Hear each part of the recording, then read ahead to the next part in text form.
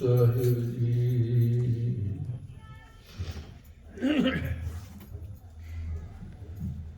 ਏਕ ਓੰਕਾਰ ਸਤਿਨਾਮ ਕਰਤਾ ਪੁਰਖ ਨਿਰਭਉ ਨਿਰਵੈਰ ਅਕਾਲ ਮੂਰਤ ਅਜੂਨੀ ਸੈਭੰ ਗੁਰ ਪ੍ਰਸਾਦਿ ਜਪ ਆਦਿ ਸਚ ਜੁਗਾਦ ਸਚ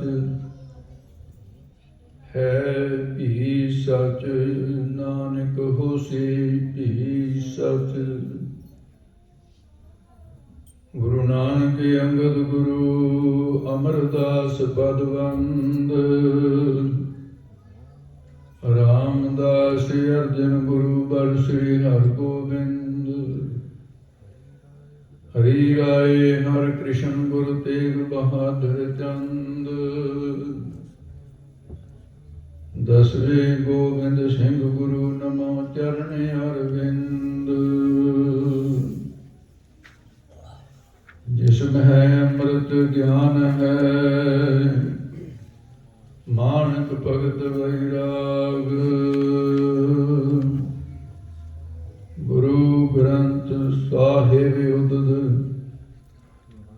ਮੰਦੋਂ ਕਰ ਅਨੁਰਾਗ। ਸ੍ਰੀ ਗੁਰੂ ਸ਼ਬਦ ਕਮਾਏ ਜਿਨ ਜੀਤੇ ਪੰਜ ਵਿਕਾਰ ਤਿਨ ਸੰਤਨ ਕੋ ਬੰਦਨ ਸਿਰ ਚਰਨਨ ਬਰਧਾਰ। ਮੂਕ ਉਜਰੈ ਸ਼ਾਸਤਰ ਖਟ ਬਿੰਗ ਗਿਰਨ ਚੜ ਜਾਏ ਅੰਧ ਰਖੈ ਬਦਰੋ ਸੁਨ ਜੋ ਕਾਲ ਕਿਰਪਾ ਕਰਾਏ।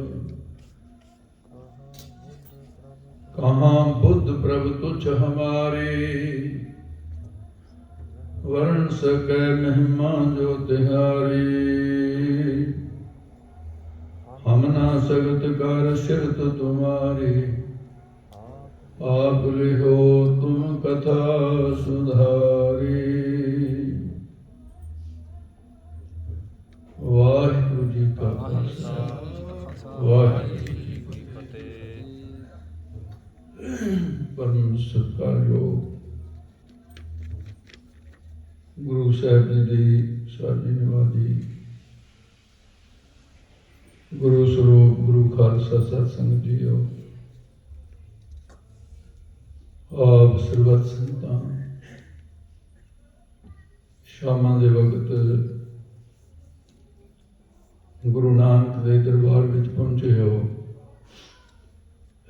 ਜਿੱਥੇ ਗੁਰੂ ਨਾਨਕ ਸਾਹਿਬ ਮਹਾਰਾਜ ਤੋਂ ਲੈ ਕੇ 10 ਗੁਰੂ ਸਾਹਿਬਾਨਾਂ ਦਾ ਸਾਖਸ਼ਾਤ 10 ਪਾਤਸ਼ਾਹੀਆਂ ਕੀ ਆਤਮਿਕ ਜੋਤ ਗੁਰਤਾਗਦੀ ਸੁਹਾਇਮਾਨ ਚਵਰ ਛਤਰ ਤਖਤ ਦੇ ਮਾਲਕ ਸਤਿਗੁਰੂ ਸ੍ਰੀ ਗੁਰੂ ਗ੍ਰੰਥ ਸਾਹਿਬ ਜੀ ਦੀ ਪਾਵਨ ਪਵਿੱਤਰ ਹਜ਼ੂਰੀ ਦੇ ਅੰਦਰ ਸੋਦਰ ਦੀ ਬਾਣੀ ਦਾ ਜਾਪ ਹੋਇਆ। ਉਸ ਤੋਂ ਉਪਰੰਤ ਸਤਿਕਾਰਯੋਗ ਰਾਗੀ ਸਿੰਘ ਸਾਹਿਬਾਨਾਂ ਨੇ ਆਰਤੀ ਆਰਤੇ ਦੇ ਸ਼ਬਦ ਤਿਰਕਰ ਵੈਸੋ ਅਰਜਨ ਪਿਆਰੇ ਇਹ ਹੁਣੇ ਹੁਣ ਆਪ ਜੀ ਨੇ ਕੀਰਤਨ ਦੁਆਰਾ ਲਾਹਾ ਪ੍ਰਾਪਤ ਕੀਤਾ। ਪਾਰ ਬ੍ਰਹਮ ਹੋਆ ਸਹਾਈ ਕਥਾ ਕੀਰਤਨ ਸੁਖਦਾਈ। ਨੌਤਾ ਭਗਤੀ ਦੇ ਵਿੱਚ ਇਹ ਭਗਤੀ ਦੇ ਅੰਗ ਹਨ ਸਾਰੇ। ਸਰਵਣ ਸਿਮਰਨ ਕੀਰਤਨ ਪਾਦ ਸੇਵ ਅਰਚਾਨ ਦਾਸਾ ਸਤਪਨ ਬੰਦਨਾ ਸਰਵਨ ਵੇਦਨ ਜਾਨ। ਇਹ 9 ਪ੍ਰਕਾਰ ਦੀ ਭਗਤੀ ਹੈ। ਭਗਤ ਨਵੇਂ ਪ੍ਰਕਾਰਾ ਪੰਡਤ ਵੇਦ ਪੁਕਾਰਾ। ਉਹ 9 ਪ੍ਰਕਾਰ ਦੀ ਭਗਤੀ ਦੇ ਵਿੱਚ ਜੋ ਪਰਮੇਸ਼ਰ ਦਾ ਜਸ ਸਰਵਣ ਕਰਨਾ ਹੈ, ਇਹ ਵੀ ਭਗਤੀ ਦਾ ਇੱਕ ਅੰਗ ਹੈ। ਜੋ ਕੀਰਤਨ ਕਰਨਾ ਹੈ, ਇਹ ਵੀ ਭਗਤੀ ਦਾ ਅੰਗ ਹੈ। ਪਰਮੇਸ਼ਰ ਦਾ ਜਸ ਕਰਨਾ ਜਾਂ ਸੁਣਨਾ, ਇਹ ਉਸ ਵਾਹਿਗੁਰੂ ਪਰਮੇਸ਼ਰ ਦੀ ਸ਼ਬਦ ਸਲਾਹ ਹੈ। ਤੇ ਕਲਯੁਗ ਦੇ ਸਾਰੇ ਕਰਮਾਂ ਦੇ ਵਿੱਚੋਂ ਕਲਯੁਗ ਮਹਿ ਕੀਰਤਨ ਪ੍ਰਧਾਨਾ, ਗੁਰਮੁਖ ਜਪਿਆ ਲਾਇ ਧਿਆਨਾ। ਕਲ ਮੈਂ ਇਹੋ ਪੁੰਨ, ਇਹੀ ਪੁੰਨ ਸਾਰਿਆਂ ਤੋਂ ਵੱਡਾ ਗੁਣ ਗੋਬਿੰਦ ਗਾਏ।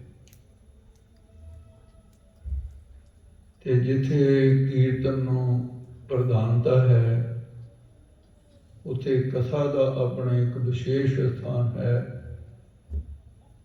ਉਹ ਹੈ ਕਿ ਸਭ ਤੇ ਉੱਤਮ ਹਰ ਕੀ ਕਥਾ। ਤੇ ਜਿਵੇਂ ਕਮੇਟੀ ਦੇ ਵਿੱਚ ਇੱਕ ਪ੍ਰਧਾਨ ਹੁੰਦਾ ਹੈ, ਪਰ ਕਮੇਟੀ ਦੇ ਵਿੱਚ ਜਿੱਥੇ ਪ੍ਰਧਾਨਤਾ ਦੀ ਗੱਲ ਹੈ, ਉੱਥੇ ਕੋਈ ਪ੍ਰਧਾਨ ਤੋਂ ਚੰਗੇ ਗੁਣਾਂ ਵਾਲਾ ਹੋਰ ਵਿਅਕਤੀ ਹੋਵੇ, ਫਿਰ ਉਹਨੂੰ ਕਹੀਦਾ ਜੀ ਇਹਦੇ ਵਿੱਚ ਪ੍ਰਧਾਨ ਭਾਵੇਂ ਇਹ ਹੈ, ਪਰ ਗੁਣਾਂ ਦੇ ਆਧਾਰ ਤੇ ਇਹ ਸਾਰੇ। ਤੇ ਕਥਾ ਨੂੰ ਉੱਤਮਤਾਈ ਦਾ ਦਰਜਾ ਹੈ। ਸਭ ਤੇ ਉੱਤਮ ਹਰ ਕੀ ਕਥਾ, ਨਾਮ ਸੁਣਤ ਦਰਦ ਤੋਂ ਸੁਣ ਹਰ ਕਥਾ ਉਤਾਰੀ ਮੈਂ। ਤੇ ਸਤਿਗੁਰੂ ਮਹਾਰਾਜ ਸਾਹਿਬ ਜੀ ਨੇ ਆਪਾਂ ਨੂੰ ਸਮਾਂ ਬਖਸ਼ਿਆ ਹੈ ਸ਼ਬਦ ਦੀ ਵਿਚਾਰ ਦਾ। ਉਹਦੇ ਵਿੱਚ ਐਸਾ ਹੈ ਵੀ ਜਿੱਥੇ ਕੱਲ੍ਹ ਗੱਲ ਛੱਡੀ ਸੀ, ਉੱਥੇ ਹੀ ਗੱਲ ਸ਼ੁਰੂ ਕੀਤੀ ਜਾਏ। ਬਾਰ-ਬਾਰ ਉਹ ਗੱਲਾਂ ਤਾਂ ਦੁਹਰਾਈਆਂ ਨਹੀਂ ਜਾਂਦੀਆਂ ਜਿਹੜੀਆਂ ਪਿੱਛੇ ਰਹਿ ਗਈਆਂ, ਕਿ ਜੋ ਸ੍ਰੀ ਗੁਰੂ ਗ੍ਰੰਥ ਸਾਹਿਬ ਜੀ ਦੇ ਸਰੂਪ ਦੀ ਸੰਪਾਦਨਾ ਹੋਈ ਹੈ, ਪਹਿਲੇ ਪ੍ਰਕਾਸ਼ ਨੂੰ ਸਮਰਪਿਤ ਵਿਚਾਰਾਂ ਚੱਲ ਰਹੀਆਂ। ਉਹਦੀ ਆਪਾਂ ਮੁੱਢਲੀ ਵਿਚਾਰ ਕਰ ਲਈ ਹੈ ਕਿ ਗੁਰੂ ਨਾਨਕ ਸਾਹਿਬ ਜੀ ਨੇ ਆਪਣੇ ਦੇਹ ਕਾਲ ਦੇ ਸਮੇਂ ਦੇ ਅੰਦਰ 947 ਸ਼ਬਦ ਉਚਾਰਨ ਕੀਤੇ। ਤੇ ਗੁਰੂ ਅੰਗਦ ਦੇਵ ਮਹਾਰਾਜ ਨੂੰ ਬਾਣੀ ਦਾ ਖਜ਼ਾਨਾ ਸੌਂਪਿਆ। ਇਹ ਇਤਿਹਾਸਕ ਤੱਥਨ ਕਿ ਭਾਈ ਲਹਿਣੇ ਨੂੰ ਬਾਣੀ ਦਾ ਖਜ਼ਾਨਾ ਸੌਂਪਿਆ। ਇਹ ਅਗੰਮੀ ਬਾਣੀ ਸੌਂਪ ਕੇ ਕਿਹਾ ਕਿ ਹੁਣ ਤੁਸੀਂ ਜੋ ਬਾਣੀ ਉਚਾਰਨ ਕਰੋਗੇ, ਇਹਨੂੰ ਸੰਭਾਲਦੇ ਜਾਓ। ਗੁਰੂ ਅੰਗਦ ਦੇਵ ਜੀ ਨੇ 63 ਸ਼ਬਦ ਉਚਾਰਨ ਕੀਤੇ। 63 ਸ਼ਬਦ ਗੁਰੂ ਅੰਗਦ ਦੇਵ ਮਹਾਰਾਜ ਦੇ, 947 ਸ਼ਬਦ ਗੁਰੂ ਨਾਨਕ ਸਾਹਿਬ ਜੀ ਦੇ। ਇੱਕ ਬਾਣੀ ਦਾ ਖਜ਼ਾਨਾ ਤਿਆਰ ਹੋ ਰਿਹਾ ਹੈ, ਅਕਾਲ ਪੁਰਖ ਵਾਹਿਗੁਰੂ ਦੇ ਹੁਕਮ ਅਨੁਸਾਰ ਹੋ ਰਿਹਾ। ਸਭਨਾਦ ਵੇਦ ਗੁਰਬਾਣੀ। ਜਦੋਂ ਗੁਰੂ ਅਮਰਦਾਸ ਮਹਾਰਾਜ ਜੀ ਗੁਰਤਾ ਗੱਦੀ ਤੇ ਸਵਾਈਮਾਨ ਹੋਏ, ਉਹਨਾਂ ਨੇ ਫਿਰ ਆਪਣੇ ਵੱਡੇ ਗੁਰੂ ਸਾਹਿਬਾਨਾਂ ਦੀ ਬਾਣੀ ਦੇ ਖਜ਼ਾਨੇ ਨੂੰ ਜਿਸ ਪ੍ਰਕਾਰ ਸੰਭਾਲਿਆ ਹੈ। ਮਹਾਰਾਜ ਸਾਹਿਬ ਦੇ ਪੋਤਰੇ ਸੀ ਸੰਤ ਰਾਮ ਬਾਬਾ ਮੋਹਨ ਜੀ ਦੇ ਪੁੱਤਰ ਸਨ। ਉਹ ਲਿਖਾਰੀ ਬੜੇ ਸੁੰਦਰ ਸੀ। ਗੁਰੂ ਘਰ ਦੀ ਵਿਦਿਆ, ਗੁਰਮੁਖੀ ਅੱਖਰ ਜਾਣਦੇ ਸਨ। ਤੇ ਮਹਾਰਾਜ ਸਾਹਿਬ ਜੀ ਨੇ ਹੁਕਮ ਕੀਤਾ, ਬੇਟਾ ਵੱਡਿਆਂ ਦੀ ਬਾਣੀ ਜਿਹੜੀ ਹੈ ਉਹਨੂੰ ਲਿਖਣਾ ਸ਼ੁਰੂ ਕਰ। ਸਮਾਂ ਲੱਗਿਆ। ਗੁਰੂ ਨਾਨਕ ਸਾਹਿਬ ਦੀ ਬਾਣੀ ਲਿਖੀ, ਗੁਰੂ ਅੰਗਦ ਸਾਹਿਬ ਮਹਾਰਾਜ ਦੀ ਬਾਣੀ ਲਿਖੀ। ਤੇ ਫਿਰ ਜੋ ਗੁਰੂ ਸਾਹਿਬ ਜੀ ਤੀਸਰੇ ਜਾਮੇ ਵਿੱਚ ਬਾਣੀ ਉਚਾਰਦੇ ਗਏ, ਉਹ ਬਾਣੀ ਤੇ ਪੋਤਰੇ ਦੇ ਕੋਲੋਂ ਪੋਥੀ ਰੂਪ ਤਿਆਰ ਹੁੰਦੀ ਗਈ। ਇਹ ਸਿਲਸਿਲਾ ਚੱਲ ਹੀ ਰਿਹਾ ਸੀ। ਅਚਨਚੇਤ ਇੱਕ ਇਤਿਹਾਸਕ ਘਟਨਾ ਵਾਪਰਦੀ ਹੈ ਕਿ ਗੁਰੂ ਅਮਰਦਾਸ ਮਹਾਰਾਜ ਜੀ ਪਲੰਘੀ ਦੇ ਉੱਤੇ ਸੁਹਾਈਮਾਨ ਸਨ, ਆਪਣੇ ਨਿਜ ਸਰੂਪ ਦੇ ਆਨੰਦ ਵਿੱਚ ਸਨ। ਨਿਜ ਕਰ ਮਹਿਲ ਪਾਵੋ ਸੁਖ ਸਹਿਜੇ, ਉਸ ਆਨੰਦ ਦੇ ਵਿੱਚ ਸਨ। ਤੇ ਉਧਰ ਘਰ ਦੇ ਵਿੱਚ ਛੋਟਾ ਦੋਹਤਰਾ, ਯਾਨੀ ਜਿਸ ਦਾ ਨਾਮ ਅਰਜਨ ਦੇਵ ਰੱਖਿਆ ਸੀ, ਵੱਡੇ ਪ੍ਰਤੀਕਨ ਸਨ। ਉਦੋਂ ਛੋਟੇ ਮਹਾਦੇਵ ਜੀ ਸਨ, ਸਭ ਤੋਂ ਛੋਟੇ ਅਰਜਨ ਦੇਵ ਜੀ ਸਨ। ਗੁਰੂ ਸ਼ਬਦ ਦਾ ਗੁਰਦਾ ਗੱਦੀ ਤੇ ਸੁਭਾਇਮਾਨ ਹੋ ਕੇ ਲੱਗਣਾ। ਤੇ ਉਸ ਵੇਲੇ ਬੀਬੀ ਭਾਨੀ ਕੁਝ ਚੁੱਲ੍ਹੇ ਚੌਂਕੇ ਦਾ ਜੈਸਾ ਕੰਮ ਹੈ ਬੀਬੀਆਂ ਦਾ ਕਰੇ ਸੀ। ਤੇ ਬੱਚੇ ਆਪਣੇ ਸੁਭਾਅ ਦੇ ਵਿੱਚ ਖੇਡਦੇ ਹੁੰਦੇ ਆ। ਨਾਨਕੇ ਘਰ ਦੇ ਵਿੱਚ ਖੇਡਦੇ ਹੋਏ ਗੋਡਣੀਆਂ ਭਾਰ, ਜਿਵੇਂ ਭਗਵਾਨ ਕ੍ਰਿਸ਼ਨ ਜੀ ਦੀ ਬਾਤ ਬਾਬੇ ਨੰਦ ਦੇ ਘਰ ਗੋਡਣੀਆਂ ਭਾਰ ਖੇਡਣ ਦੀ, ਔਰ ਜਿੱਥੇ ਉਹ ਖੇਡਦੇ ਰਹੇ, ਅੱਜ ਵੀ ਕਿਤੇ ਨੰਦ ਗਾਉਂ ਵਿੱਚ ਜਾਓ, ਉਹ ਜਗ੍ਹਾ ਵੇਖੋ, ਸ਼ਲਾਘਾ ਕਰਨ ਨੂੰ ਕੋਈ ਸੰਕੋਚ ਨਹੀਂ ਹੋ ਸਕਦੀ ਵੀ ਉਹਨਾਂ ਨੇ ਉਹ ਕੱਚੀ ਮਿੱਟੀ ਬਾਬੇ ਨੰਦ ਦੇ ਘਰ ਦੀ ਉਸੇ ਤਰ੍ਹਾਂ ਸੰਭਾਲ ਕੇ ਰੱਖੀ ਹੋਈ ਕਿ ਇੱਥੇ ਭਗਵਾਨ ਜੀ ਖੇਡਦੇ ਸਨ।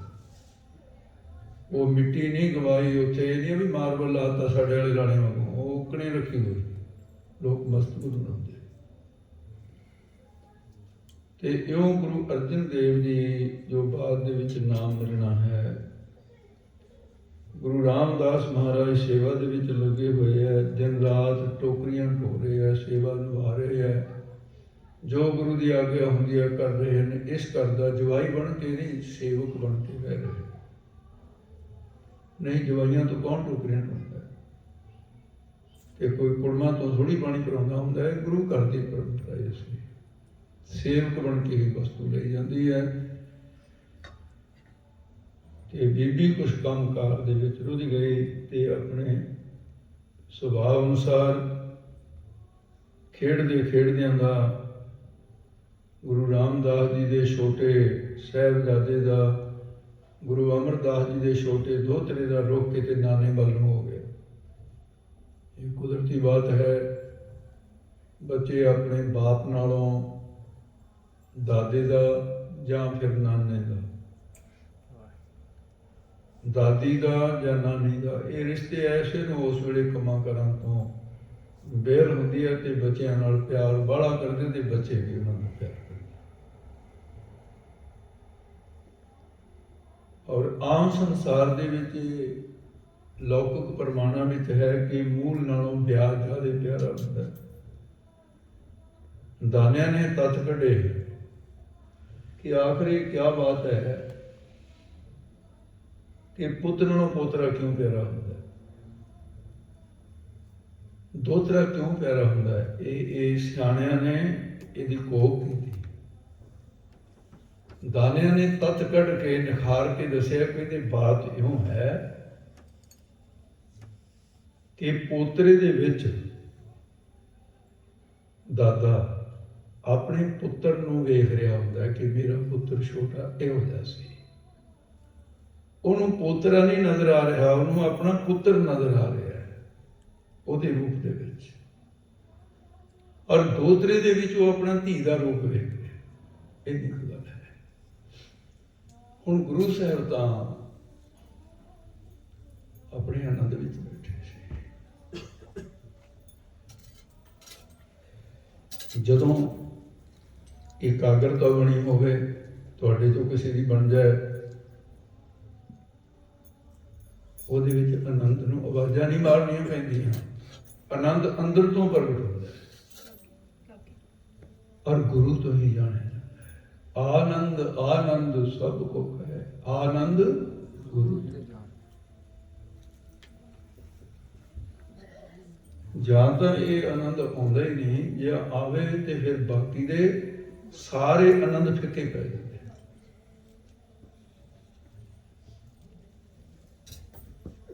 ते महाराज साहब जी उस आनंद दे विच पहुंचे जिन्हों असीं सीधी बोली कहते समाधि दे विच सन। हुण संसार का वरतारा इहो जिहा हो गया जिन्हों ये भी नहीं पता कि समाधि की परिभाषा की है। वो लोग तो समाधियां लवाउण का ठेका नहीं बैठे भी आओ जी तुहाडी समाधि ला दी, पुछिए भी की होती है, कोई पता नहीं। निक्की जी गल पुछ रही है कि तू नाम जपण जपाउण की गल करदा है, नाम की परिभाषा ही दस दे की है, कख भी नहीं निकलता। इसलिए गुरबाणी को खोजण की लोड़ है। जो खोजे सो पावे। सब कुछ घर में, बाहर ना नहीं, बाहर टोले सो भरम तुलाही, इत्थे ही सारा कुछ।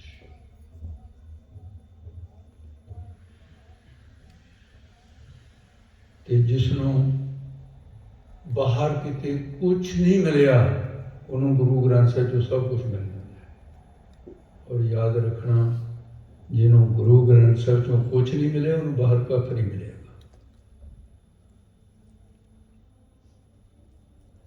इस करके आनंद जिहड़ा है उन्होंने दो प्रकार की समाधि है। निर्विकल्प समाधि कहंदे ने जिहदे विच एक सावकल्प समाधि हुंदी है, एक निर्विकल्प समाधि। समाधि के अखरी अर्थ करिए तो जिहड़ा धद्दे नूं बिहारी लगी है ना, जे तां गुरमुखी का बोलांगे तां धी बेटी का वाचक बन गया। जे संस्कृत दे विच इहदा अर्थ लवांगे धी, फिर धी का वाचक नहीं है, फिर बुद्धि का वाचक है। ते समा शब्द जिहड़ा है ये फारसी का है। फारसी दे विच समा कहंदे ने आकाश नूं, ते संस्कृत दे विच धी कहंदे ने बुद्ध नूं। ये हुण समाधि के अर्थ इस तरह संप्रदाय किए जाते हैं कि जदों साडी बुद्ध दी बुद्ध होगी ना, आकाश वाले गुण नूं धारण कर लवे। आकाश का की गुण है जी? आकाश दे विच कोई क्रिया नहीं है, आकाश विच कोई हरकत नहीं है, आकाश शून्य है।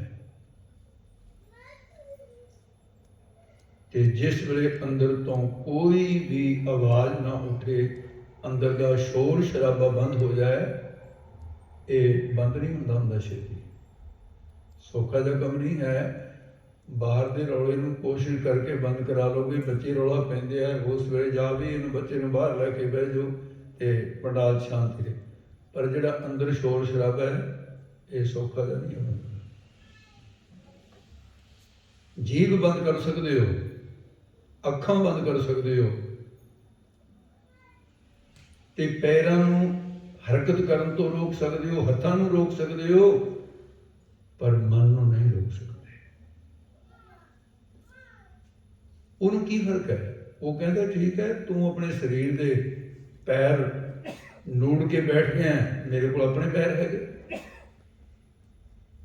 तू हथ कट्ठे कर ले या संगत ही बैठे हैं, मन कहता मेरे को अपने हथ है, मेरे को अपनी अखां है, मेरे को अपने कान है, मेरे को अपनी जीभ है। वो सूक्ष्म रूप के अपने इंद्रियां तो काम लेना शुरू कर, कदे इधर निकलेगा, कदे इधर निकलिया। कहूँ जियाड़ा उब चढ़त है, कहूँ जाए पयाले, लोभी जियाड़ा सिर न रहता है, चारे को न पाते। टिकता ही नहीं। इस करके महापुरखों का वड्डियां का वचन है। श्रीमान संत ज्ञानी गुरबचन सिंह जी पिंडरा वाले महापुरुष, वो कहते मन शैताना बेईमाना, मन शैताना बेईमाना मर जा मगरों लै जा, नित स्यापे करदा रहना है, पाल दो पालता बह जा। तू कि पाल दो पल भी टिक जा, तू तो टिकदे ही नहीं पाल दो पल भी। ਲੱਖ 84 ਭੌਂਦਾ ਫਿਰਦਾ ਸਿੱਧੇ ਰਸਤੇ ਪੈ ਜਾ, ਦਾਸਾ ਤੇਰੇ ਸਾਥੀ ਚੱਲ ਕੇ ਤੂੰ ਨਾ ਪਿੱਛੇ ਰਹਿ। ਇਹ ਆਮ ਹੀ ਬਚਨ ਕਰਦੇ ਸੀ। ਇੱਕ ਸਤਪੁਰਸ਼ਾਂ ਨੇ ਹੋਰ ਲਿਖਿਆ ਹੈ, ਉਹ ਕਹਿੰਦੇ ਹੈ ਫੁਰਨਿਆਂ ਦੇ ਸਾਗਰ ਵਿੱਚ, ਵਾਹ, 7 ਸਮੁੰਦਰਾਂ ਤੋਂ ਗਹਿਰੇ ਸਮੁੰਦਰ ਦੀ ਗੱਲ ਕੀਤੀ ਹੈ ਵਿਦਵਾਨ ਨੇ। ਕਹਿੰਦੇ ਜਿਹੜੇ ਬਾਹਰ ਦੇ ਸਮੁੰਦਰ ਵੇਖਦੇ ਹੋ ਨਾ ਕਿ ਬੜਾ ਪਾਣੀ ਹੈ, ਇਹਦੇ 'ਚ ਬੜਾ ਲੰਮਾ ਚੌੜਾ ਸਮੁੰਦਰ ਤੇ ਇਹਦਾ ਪਤਾ ਹੀ ਨਹੀਂ ਕਿੰਨਾ ਕੁ ਪਾਣੀ ਹੈ, ਕਹਿੰਦੇ ਇਹਦੇ ਨਾਲੋਂ ਵੱਡਾ ਤੇਰੇ ਅੰਦਰ ਇੱਕ ਫੁਰਨਿਆਂ ਦਾ ਸਾਗਰ ਹੈ, ਉਹਦੀਆਂ ਲਹਿਰਾਂ ਦਾ ਕੋਈ ਹਿਸਾਬ ਕਿਤਾਬ ਨਹੀਂ। ਫੁਰਨਿਆਂ ਦੇ ਸਾਗਰ ਵਿੱਚ ਗੋਤੇ ਖਾ ਰਹੇ ਮਨ, ਹੋਏ ਲਹਿਰਾਂ ਤੋਂ ਜਿਹੜਾ ਖਹਿੜਾ ਛੁਡਾ ਕੇ ਤਾਂ ਦੇ। ਜਿਵੇਂ ਦਰਿਆ ਵਿੱਚ ਇੱਕ ਲਹਿਰ ਉੱਠਦੀ ਹੈ, ਅਜੇ ਸਮਾਪਤ ਨਹੀਂ ਹੋਈ, ਚੱਲ ਰਹੀ ਹੈ, ਅਜੇ ਕਿਨਾਰੇ ਤੇ ਵੀ ਨਹੀਂ ਪਹੁੰਚੀ, ਵਿਚਕਾਰ ਹੈ, ਉਹਦੇ ਪਿੱਛੇ ਇੱਕ ਹੋਰ ਲਹਿਰ ਉੱਠ ਗਈ। ਪਹਿਲੀ ਦਾ ਕੰਮ ਨਹੀਂ ਨਿਬੜਿਆ, ਦੂਜੀ ਹੋਰ, ਤੀਜੀ ਹੋਰ, ਚੌਥੀ ਹੋਰ, ਪੰਜਵੀਂ ਹੋਰ। ਇਸੇ ਤਰ੍ਹਾਂ ਇੱਕ ਫੁਰਨਾ ਜਿਹੜਾ ਉੱਠਿਆ ਸੀ ਅਜੇ ਪੂਰਾ ਵੀ ਨਹੀਂ ਹੋਇਆ, ਅਜੇ ਪੂਰਾ ਹੋਣ ਦਾ ਕੋਈ ਚਾਂਸ ਵੀ ਨਹੀਂ, ਅਜੇ ਪੂਰਾ ਹੋਣ ਦਾ ਕੋਈ ਹੱਥ ਪੱਲਾ ਨਹੀਂ ਲੱਗ ਰਿਹਾ। ਇਹ ਫੁਰਨਾ ਕਿਵੇਂ ਪੂਰੇ ਹੋਗਾ? ਉਹ ਲਹਿਰ ਜਿਵੇਂ ਸਮਾਪਤ, ਇਹਨਾਂ ਦੂਜੀ ਲਹਿਰ ਹੋਰ ਉੱਠ ਗਈ, ਫਿਰ ਫੁਰਨਾ ਹੋਰ ਹੋਰ ਹੋਰ। ਕਿਆ ਜ਼ਿੰਦਗੀ ਇਸੇ ਤਰ੍ਹਾਂ ਨਹੀਂ ਜਾ ਰਹੀ? ਫੁਰਨਿਆਂ ਦੇ ਸਾਗਰ ਵਿੱਚ ਗੋਤੇ ਨਹੀਂ ਖਾ ਰਹੇ, ਫੁਰਨਿਆਂ ਦੇ ਸਾਗਰ ਵਿੱਚ ਗੋਤੇ ਖਾ ਰਹੇ ਮਨ, ਉਹ ਲਹਿਰਾਂ ਤੋਂ ਜਿਹੜਾ ਖਹਿੜਾ ਛੁਡਾ ਕੇ ਤਾਂ ਵੇਖ, ਕਿੱਡੀ ਸੋਹਣੀ ਦੁਨੀਆ ਹੈ। ਫੁਰਨਿਆਂ ਤੋਂ ਉੱਪਰ, ਉਹ ਫੁਰਨਿਆਂ ਨੂੰ ਪਲ ਭਰ ਭੁਲਾ ਕੇ ਤਾਂ ਦੇਖ। ਫੁਰਨਿਆਂ ਖਿਆਲਾਂ ਦੀ, ਫੁਰਨਿਆਂ ਖਿਆਲਾਂ ਦੀ ਨਹੀਂ ਪਹੁੰਚ ਜਿੱਥੇ, ਉਸ ਆਲਮ ਦੀ ਮਸਤੀ ਅਜ਼ਮਾ ਕੇ ਤਾਂ ਦੇਖ। ਮਿਲ ਜਾਏਗਾ ਸੁਖ ਸਦੀਵ, ਮਿਲ ਜਾਏਗਾ ਸੁਖ ਸਦੀਵ ਤੈਨੂੰ, ਉਹ ਫੁਰਨੇ ਰਹਿਤ ਦੁਨੀਆ ਜਾ ਕੇ ਤਾਂ ਦੇਖ। ਮਿਲ ਜਾਏਗਾ ਸੁਖ ਚੈਨ ਸਦੀਵ, ਫੁਰਨੇ ਰਹਿਤ ਦੁਨੀਆ ਜਾ ਕੇ ਤਾਂ ਦੇਖ।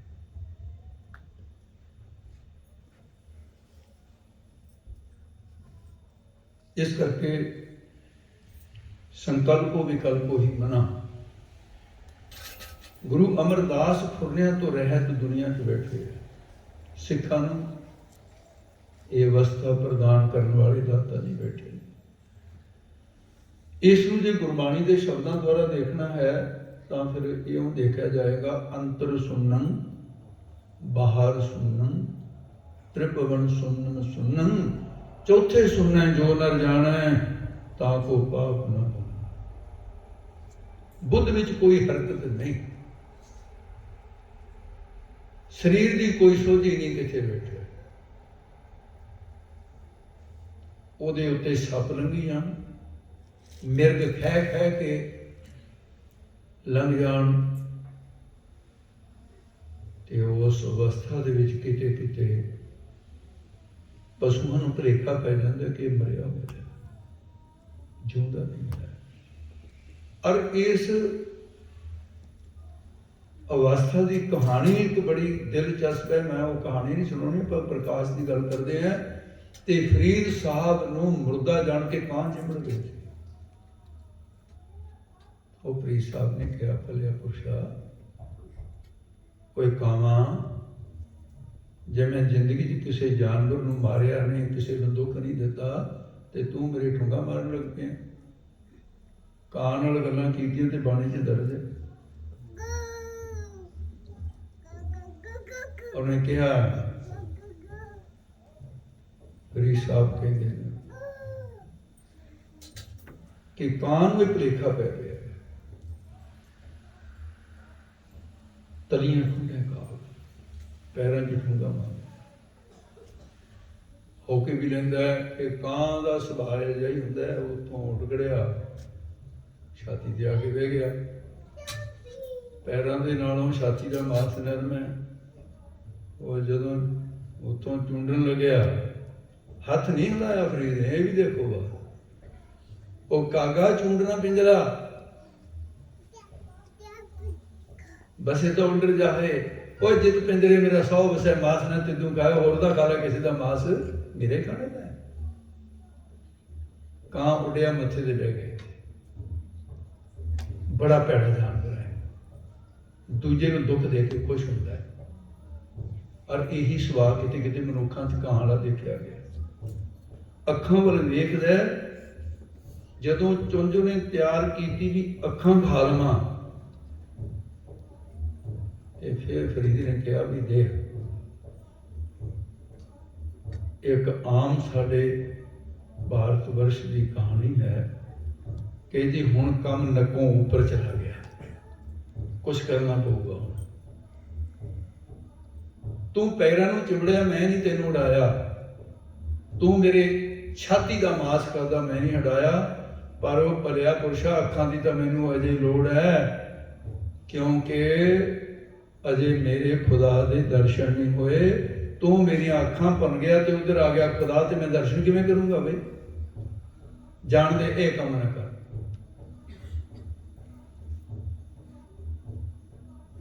ਇਸ ਕਰਕੇ ਫਿਰ ਕਾਂ ਉੱਡਣ ਦੀ ਗੱਲ ਕੀਤੀ।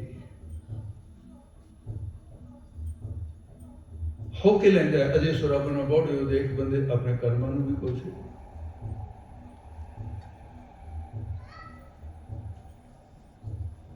ਤੇ ਜਿਸ ਵੇਲੇ ਕਾਂ ਉੱਥੇ ਉਡਾਰੀ ਮਾਰਦਾ ਤੇ ਕਿੱਕਰ ਤੇ ਜਾ ਬੈਠਿਆ ਸਾਹਮਣੇ, ਫਰੀਦ ਨੇ ਵੀ ਵੇਖ ਲਿਆ।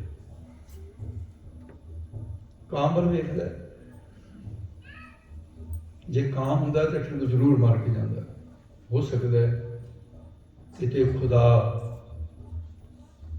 ਮੇਰਾ ਇਮਤਿਹਾਨ ਲੈਣ ਵਾਸਤੇ, ਕਿਤੇ ਖੁਦਾ ਮੇਰੀ ਪ੍ਰੀਖਿਆ ਲੈਣ ਵਾਸਤੇ ਕਾਂ ਬਣ ਕੇ ਨਾ ਆ ਗਿਆ ਹੋਵੇ। ਗੱਲ ਬੜੀ ਮਾੜੀ ਹੋ ਗਈ ਮੇਰੇ ਕੋਲ। ਇਹਦਾ ਮਤਲਬ ਮੈਂ ਦੇਹ ਨੂੰ ਆਪਣੀ ਸਮਝਿਆ, ਅੱਖਾਂ ਨੂੰ ਆਪਣੀਆਂ ਸਮਝੀਆਂ। ਫਿਰ ਆਵਾਜ਼ਾਂ ਮਾਰੀਆਂ ਕਾਂ ਨੂੰ, ਕਹਿੰਦੇ ਆ ਜਾ, ਇਤਰਾਜ਼ ਖਤਮ ਹੋ ਗਿਆ। ਆ ਜਾ ਕਾਗਾ ਆ ਜਾ, ਮੁੜ ਕੇ ਵਾਪਸ ਆ ਜਾ, ਮੇਰੇ ਮੱਥੇ ਤੇ ਬਹਿ ਜਾ। ਇਤਰਾਜ਼ ਕਰਨਾ ਮੇਰੀ ਗਲਤੀ ਸੀ, ਵਾਪਸ ਆ ਜਾ ਔਰ ਇਹ ਨੇਤਰ ਖਾ ਲੈ ਮੇਰੇ। ਆ ਜਾ ਕਾਗਾ ਕਾਗਾ आ जा, ये दो नैना ले जा ले जा, ओ ले जा पिया के पास, पहले दर्श दिखाए के फिर खा लेना मांस। पहला दर्शन दे दे खुदा, ते फिर मैं अखा की करनी है, तो तेरी दीदारा वास्ते रखी। जानवरों को लेके पै जाते हैं कि ये भरिया है। इस करके हुण समाधि दे विच गुरु अमरदास महाराज जी हैं, ते दो तरह खेड़दा नाने वल नूं दौड़िया। बच्चे नूं जदों किते जरूरत है ना किसी की गोद विच बहन की, वो नहीं देखता भी ये दुखी बैठा है, ये अपसैट होया है, ये परेशान है। ਉਹਦਾ ਤਾਂ अपना हक है भी गोदी च चक लै मैनूं हुणे, उन्होंने तो अपना हक चाहिए। बालपन बड़ा अपनी किस्म का ही, वो गोडनियां पा रिढ़दे पलंगे दे कोल आके गुरु अमरदास महाराज को देखिया भी नाने ने तो वेखिया ही नहीं। पावा फड़िया दोनों हाथों नाल, पावे दे सारे खड़े हो गए। नाने ने फिर बना वेख्या, देखे कौन समाधि दे विच है। दोनों हत्थां दे नाल पावे दे आले दुआले ते बाहियां फड़ियां ते जोर दी हिला दिता। ते जदों पलगा हिलिया, हरकत हिलण दी होई ते नेत्र खुले, सामने कुछ नहीं है। मारे सुभाव के कहते केड़ा प्रगटिया पुरख अवतारी जिन्हें मंजी हिलाई सारी, मेरा मंजा किने हिलाया भाई। जदों देखा बीबी पानी दौड़ी आई, महाराज पिता गुरु महाराज मेरी कोल माफ करियो, ਇਹ ਬੜਾ ਇਹ ਵੀ ਲਟਕਟ ਹੋ ਗਿਆ। ਪਿੱਛੇ ਖੜਾ ਤੁਹਾਡਾ ਦੋਤਰਾ ਹੈ ਅਰਜਨ ਦੇਵ, ਐ ਪਿੱਛੇ ਦੇਖਿਆ, ਕਹਿੰਦੇ ਅੱਛਾ ਤੂੰ ਹੈ, ਇੱਧਰ ਆ ਸਾਹਮਣੇ। ਬੀਬੀ ਪਾਣੀ ਚੁੱਕਣ ਲੱਗੀ, ਕਹਿੰਦੇ ਬੇਟੀ ਤੂੰ ਹੁਣ ਨਾਨੇ ਦੋਤਰੇ ਦੇ ਵਿੱਚ ਨਹੀਂ ਹੋਣਾ, ਜਾਂ ਤਾਂ ਆਪਣਾ ਕੰਮ ਕਰ, ਨਹੀਂ ਫਿਰ ਖੜੀ ਰਹਿ ਪਈ, ਹੁਣ ਤੂੰ ਦਖਲ ਨਹੀਂ ਦੇਣਾ। ਇਹ ਬੀਬੀ ਭਾਨੀ ਜੀ ਖੜੇ ਹੈ, ਥੋੜਾ ਜਿਹਾ ਘੁੰਮ ਕੇ ਪੂਰੇ ਆ ਗਏ। ਹਾਂ ਬਈ ਕੀ ਗੱਲ ਹੈ, ਮੇਰੀ ਮੰਜੀ ਹਿਲਾਈ ਤਾਂ। ਕਈ ਵਾਰੀ ਸਿਆਣੇ ਨਾ ਅੱਗੋਂ ਬੱਚਾ ਭਾਵੇਂ ਬੋਲਣ ਨਹੀਂ ਜਾਣਦਾ, ਅਜੇ ਕਈ ਬੱਚੇ ਅਜੇ ਬੋਲਦੇ ਨਹੀਂ ਹੁੰਦੇ ਤੇ ਉਹ ਸਮਝਣ ਲੱਗ ਜਾਂਦੇ ਨੇ, ਸੈਂਸ ਕਰਨ ਲੱਗ ਜਾਂਦੇ ਨੇ ਕਿ ਹੋਏ ਮੰਜੀ ਕਿਉਂ ਹਿਲਾਈ। ਬਸ ਇਹ ਸੀ ਵੀ ਜਿਹੜੇ ਕਰਕੇ ਮੰਜੀ ਹਿਲਾਈ ਸੀ, ਲੱਤ ਤਾਂ ਨੂੰ ਚੱਕ ਲਿਆ ਤੇ ਉਹ ਕਿੱਥੇ ਪਲ ਗਈ ਤੇ ਲੱਤ ਜਾਵੇ। ਛੋਟਾ ਜਿਹਾ ਤਾਂ ਬੱਚਾ, ਉਹਦੀ ਲੱਤ ਉੱਪਰ ਥੋੜੀ ਜਾ ਸਕਦੀ ਹੈ, ਲੱਤ ਚੁੱਕੀ ਉੱਪਰ। ਕਹਿੰਦੇ ਅੱਛਾ ਅੱਛਾ, ਉਹ ਅੱਛਾ ਅੱਛਾ ਤੂੰ ਮੇਰੀ ਗੱਦੀ ਤੇ ਬਹਿਣਾ ਚਾਹੁੰਦਾ। ਨਹੀਂ ਬਈ ਇਹ ਤਾਂ ਨਹੀਂ ਗੱਲ ਹੋ ਸਕਦੀ, ਮੈਂ ਤੈਨੂੰ ਗੱਦੀ ਕਿਵੇਂ ਦੇ ਦੇਵਾਂ। ਤੈਨੂੰ ਪਤਾ ਹੈ ਤੇਰੇ ਬਾਪ ਨੇ ਟੋਕਰੀਆਂ ਢੋ ਢੋ ਕੇ ਆਪਣਾ ਆਪਾ ਸਮਰਪਿਤ ਕਰਕੇ, ਉਹ ਭਰਿਆ ਪੁਰਸ਼ਾ ਤੇਰੇ ਬਾਪ ਨੇ ਮੈਨੂੰ ਕਰਜ਼ਈ ਕਰ ਦਿੱਤਾ ਹੈ, ਇਹਦਾ ਕਰਜ਼ਾ ਹੋਰ ਲੈਣਾ ਹੀ ਨਹੀਂ, ਇਹ ਗੱਦੀ ਮੈਂ ਦਿਆਂਗਾ ਤੇਰੇ ਬਾਪ ਨੂੰ ਤੇ ਉਹਦੇ ਕੋਲੋਂ ਤੂੰ ਲੈ ਲਈ। ਬਈ ਬੀਬੀ ਭਾਨੀ ਖੜੀ ਹੋਈ, ਅੱਖਾਂ 'ਚ ਅੰਝੂ ਭਰ ਗਏ ਤੇ ਦੂਹਰਾ ਆਨੰਦ ਮਾਣਿਆ ਕਿ ਹੇ ਅਕਾਲ ਪੁਰਖ ਵਾਹਿਗੁਰੂ, ਤੂੰ ਇੰਨਾ ਤੁਠੇ ਭਾਨੀ ਦੇ ਉੱਤੇ, ਮੇਰਾ ਪਿਤਾ ਸਾਰੇ ਜਗਤ ਦਾ ਗੁਰੂ, ਇਹੀ ਤਾਂ ਨੇੜੇ ਦੇ ਰਿਸ਼ਤੇ ਤੇ ਫਿਰ ਮੇਰਾ ਪਤੀ ਗੁਰੂ ਬਣੇਗਾ। ਹੁਣ ਇਹ ਗੱਦੀ ਉਹਨਾਂ ਨੂੰ ਮਿਲੇਗੀ, ਔਰ ਫਿਰ ਮੇਰਾ ਅਰਜਨ ਦੇਵ ਜਿਹੜਾ ਜੀ ਖੇਡਦਾ ਫਿਰਦਾ, ਇਹ ਗੁਰੂ ਕਹਾਏਗਾ। ਉਸ ਆਨੰਦ ਦੇ ਵਿੱਚ, ਵਿਰਾਗ ਦੇ ਵਿੱਚ ਅੱਖਾਂ ਭਰੀਆਂ। ਨਮਸਕਾਰ। ਤੇ ਫਿਰ ਚੁੱਕਣ ਲੱਗੇ ਬਾਹਾਂ ਹੇਠੋਂ ਕੀਤੀਆਂ। ਉਹ ਜਿਹੜਾ ਕੋਈ ਬਚਨ ਬੁਲਾ ਸੀ ਤਾਂ ਅਗੰਮੀ ਸੀ ਨਾ, ਚੁੱਕਣ ਲੱਗੇ। ਹੁਣ ਤੁਸੀਂ ਹਿਸਾਬ ਲਾਓ ਵੀ ਜਦੋਂ ਗੁਰੂ ਅਮਰਦਾਸ ਜੀ ਗੁਰੂ ਅੰਗਦ ਦੇਵ ਜੀ ਦੀ ਸੇਵਾ ਵਿੱਚ ਹਾਜ਼ਰ ਹੋਏ ਹੈ, ਉਦੋਂ ਇਤਿਹਾਸਕਾਰ ਕੁਝ ਵੀ ਕਹਿਣ, ਜੋ ਭੱਟ ਕਹਿ ਰਹੇ ਨੇ ਜਿਹੜਾ ਗੁਰੂ ਗ੍ਰੰਥ ਸਾਹਿਬ 'ਚ ਹੋਇਆ, ਤੇ ਉਹ ਤਾਂ ਫਿਰ ਇਹ ਲਿਖਦੇ ਆ 71 ਸਾਲ ਪੂਰੇ ਹੋ ਗਏ ਸੀ ਤੇ 72ਵਾਂ ਲੱਗਿਆ ਸੀ ਜਦੋਂ ਮਹਾਰਾਜ ਦੀ ਚਰਨ ਸ਼ਰਨ ਵਿੱਚ ਆਏ। 30 1 ਔਰ 35 ਕਿਹਾ ਨਾ, ਇਹਦਾ ਜੋੜ ਕਰੋਗੇ ਤਾਂ ਫਿਰ 71 ਵਰਿਆਂ ਤੋਂ ਉੱਪਰ ਹੋ ਗਏ।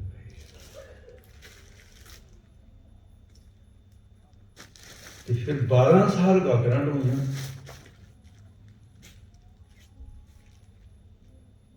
ਤੇ ਉਮਰ ਵਡੇਰੀ ਹੈ। ਵਡੇਰੀ ਉਮਰ ਦੇ ਵਿੱਚ ਆਪਣਾ ਸਰੀਰ ਸਾਂਭਣਾ ਔਖਾ ਹੁੰਦਾ ਹੈ। ਬੱਚਿਆਂ ਨੂੰ ਸਾਂਭਣ ਦੀ ਸਮਰੱਥਾ ਨਹੀਂ ਹੁੰਦੀ ਸਰੀਰ, ਪਰ ਗੁਰੂ ਦੇ ਨਾਲ ਨਹੀਂ ਤੁਲਨਾ ਦੇ ਸਕਦੇ, ਇਹ ਸੁਭਾਵਿਕ ਬਾਤ ਹੈ। ਤੇ ਮਹਾਰਾਜ ਸਾਹਿਬ ਨੇ ਬਾਹਾਂ ਹੇਠਾਂ ਨੂੰ ਕੀਤੀਆਂ, ਦੋਤਰੇ ਨੇ ਆਪਣੀਆਂ ਗਾਹਾਂ ਉੱਪਰ ਤਾਂ ਨੂੰ ਚੁੱਕੀਆਂ ਤੇ ਨਾਨੇ ਨੇ ਹੇਠਾਂ ਨੂੰ ਬਾਹਾਂ ਕੀਤੀਆਂ ਚੁੱਕਣ ਵਾਸਤੇ, ਪਰ ਚੁੱਕਿਆ ਨਹੀਂ ਗਿਆ ਕਿਉਂਕਿ ਸਰੀਰ ਭਾਰੀ ਸੀ। ਕਹਿੰਦੇ ਭਾਨੀ, ਹਾਂ ਪਿਤਾ ਜੀ, ਮੈਂ ਚੁੱਕਣ ਲੱਗਿਆ ਸੀ, ਚੁੱਕਿਆ ਨਹੀਂ ਗਿਆ। ਪਤਾ ਕਿਉਂ? ਇਹ ਭਾਰੀ ਗੁਰੂ ਹੋਏਗਾ। ਲੋ ਗੱਲ ਦਾ ਗੱਲ ਨਹੀਂ ਸੀ, ਭਾਰੀ ਗੁਰੂ ਹੋਏਗਾ। ਚੁੱਕਿਆ ਗੁਰੂ ਤਾਂ ਤ੍ਰਿਲੋਕੀ ਨੂੰ ਚੁੱਕ ਸਕਦਾ ਵੀ, ਉਹ ਤਾਂ ਕਿ ਚੋਜ ਹੈ ਮਹਾਰਾਜ ਦੇ। ਚੁੱਕਿਆ, ਗੋਦ 'ਚ ਬਿਠਾਇਆ। ਤੇ ਗੁਰੂ ਅਰਜਨ ਦੇਵ ਜੀ ਦੇਖੋ, ਬੱਚੇ ਦਾ ਸੁਭਾਅ ਹੁੰਦਾ, ਜਦੋਂ ਉਹ ਚਾਹੁੰਦਾ ਸੀ ਉਹ ਮਿਲ ਜਾਵੇ ਫਿਰ ਹੱਸਣ ਲੱਗ ਜਾਂਦਾ ਹੈ। ਜ਼ਰੂਰ ਹੱਸੇ ਹੋਣਗੇ ਨਾ। ਨਾਨੇ ਨੇ ਜੋ ਗੋਦ 'ਚ ਚੁੱਕ ਲਿਆ, ਪਿਆਰ ਦਿੱਤਾ, ਮੁਖ ਚੁੰਮਿਆ, ਸਿਰ ਤੇ ਹੱਥ ਰੱਖ ਕੇ ਕਹਿਣ ਲੱਗੇ, ਦੋਹੇ ਥਾ ਬਾਣੀ ਤੋਂ ਹੋਏ ਤੂੰ ਬਾਣੀ ਦਾ ਜਹਾਜ਼, ਦੋਹੇ ਥਾ ਨਾਮ ਜਹਾਜ਼। ਕਲਯੁਗ ਜਹਾਜ਼ ਅਰਜਨ ਗੁਰੂ, ਸਗਲ ਸ੍ਰਿਸ਼ਟ लगे बेहतर। ते महाराज साहब जी ने एक बार जिहड़े दिते सी, हुण ये तां अगमी हुक्म हो चुका सी भी पंजवें जामे दे विच बाणी दा जहाज, ये गुरु साहब नूं तो पता ही नहीं सी। इस थोड़ा भी उन्होंने पता नहीं, गुरु नूं पता है सब कुछ गुरु अर्जन देव जी नूं, पर हुण एक संसारक मर्यादा संसार की रीत रखने वास्ते ते गुरु पीर बिल्कुल उस तरह रहिंदे हुंदे जिवें कुछ भी नहीं पता ही नहीं है। जिवें आम लोगों वांगू वरते हैं, लोगों को भुलेखा पै जांदा। साडे अपने जथे की गल है, संत ज्ञानी गुरबचन सिंह जी महापुरुष बहुत अंतर्जामता सी, कले कले सिंह के फुरने बुझ लैंदे सी। एडा प्रताप सी भी जो पलंगे ते बैठे किसी सिंह की हिम्मत नहीं सी पैंदी, जे क्रिया करन जाना भी मूहरे दी लंघ जाए पिछे दी लंघदे सी भी संत देख नाल कहंदे कुछ नहीं सी। प्रताप ही बहुत बड़ा सी। आप जी अंदर जान लगे कथा वास्ते, उत्ते बोपाराय की गल है, ते गड़वई ने पानी पाया चरणों से अनशना किया, महापुरख दे पंचनाना करके कूणियां तक महा धो के मुँह धो के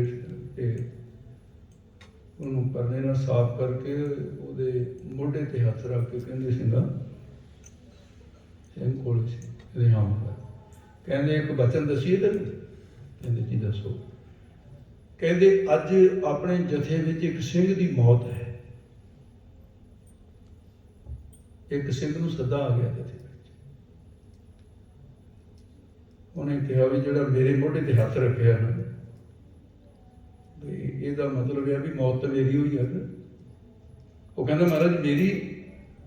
ਸੰਤ ਕਹਿੰਦੇ ਨਹੀਂ ਨਹੀਂ ਤੂੰ ਕਾਹਨੂੰ ਘਬਰਾਉਣਾ, ਤੇਰਾ ਤਾਂ ਜੀ ਲੋਟ ਹੈ। ਕਹਿੰਦੇ ਜੀ ਤੁਹਾਡੀ।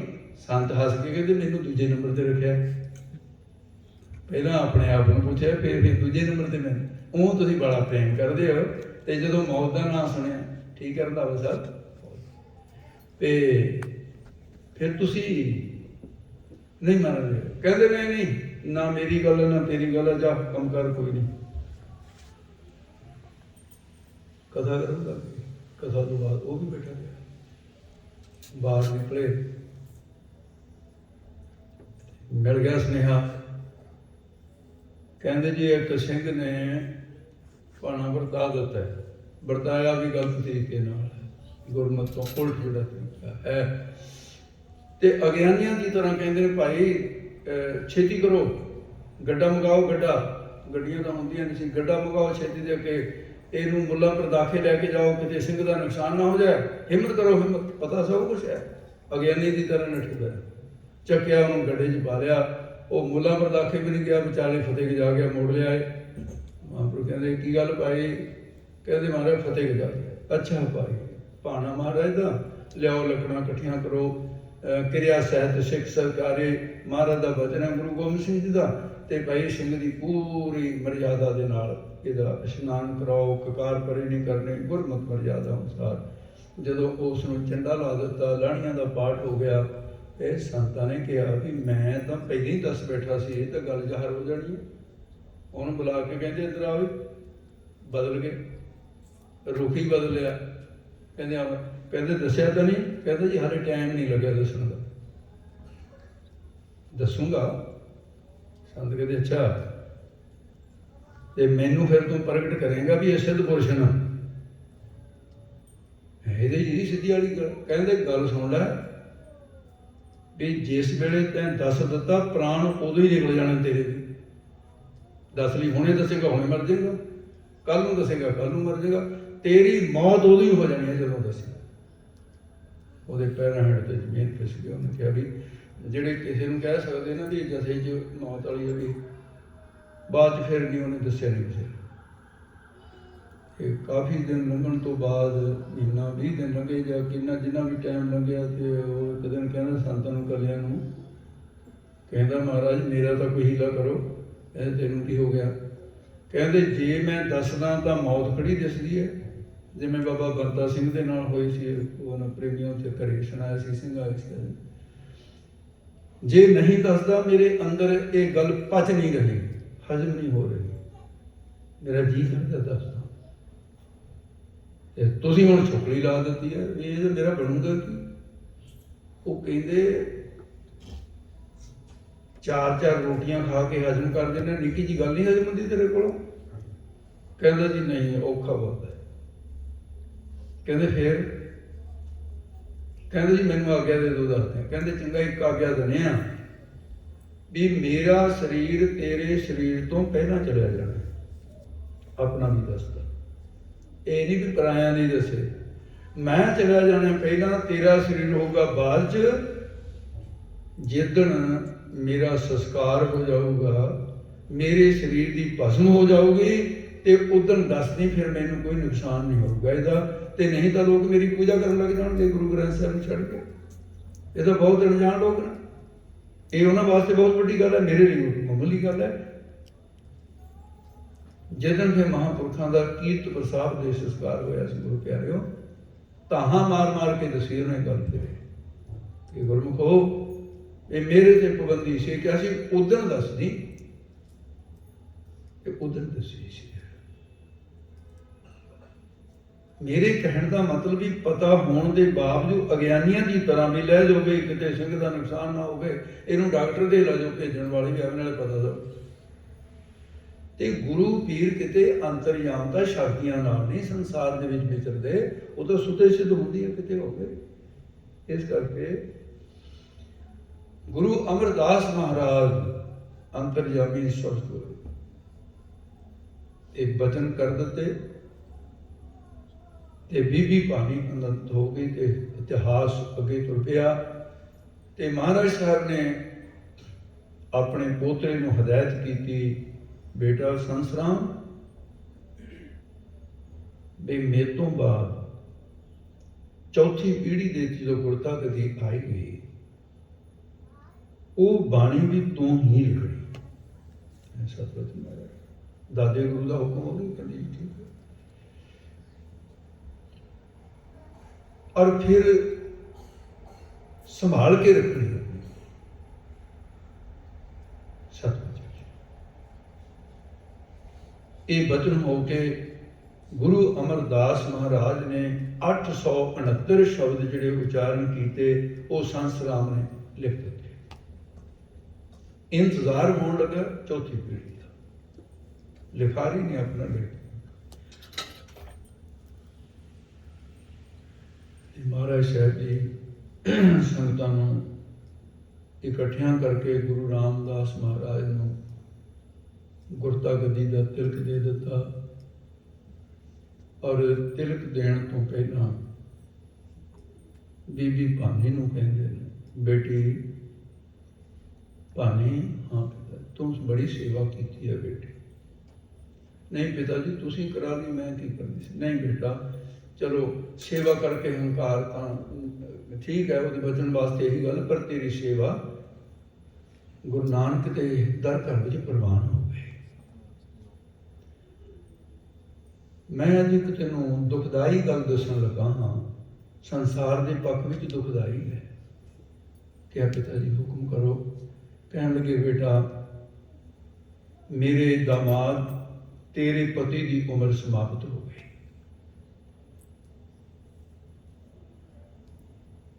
ਤੇ ਤੂੰ ਫਿਰ ਜਦੋਂ ਵਿਧਵਾ ਹੋ ਗਈ ਕੀ ਕਰੇਂਗੀ? ਦੋਵੇਂ ਹੱਥ ਜੋੜੇ, ਕਿਹਾ ਮਹਾਰਾਜ ਪਿਤਾ ਗੁਰੂ ਜੀ, ਮੈਂ ਜੋ ਹੁਣ ਤੱਕ ਗੁਰਮਤਿ ਦੀ ਸਿੱਖਿਆ ਤੁਹਾਡੇ ਕੋਲੋਂ ਪ੍ਰਾਪਤ ਕੀਤੀ ਹੈ, ਮੈਂ ਉਹਦੇ ਤੇ ਅਮਲ ਕਰਾਂਗੀ। ਮੈਂ ਇਸ ਪ੍ਰੀਖਿਆ ਦੇ ਵਿੱਚ ਪਾਸ ਹੋਣ ਦਾ ਯਤਨ ਕਰਾਂਗੀ ਤੇ ਸਫਲਤਾ ਤੁਸੀਂ ਦੇਣੀ। ਮੈਂ ਬਾਲ ਪੁੱਟ ਕੇ ਚੀਕਾਂ ਨਹੀਂ ਮਾਰਾਂਗੀ, ਕੰਧਾਂ 'ਚ ਟੱਕਰਾਂ ਨਹੀਂ ਮਾਰਾਂਗੀ ਕਿ ਮੇਰਾ ਪਤੀ ਮਰ ਗਿਆ, ਮੈਂ ਭਾਣਾ ਮੰਨਾਂਗੀ।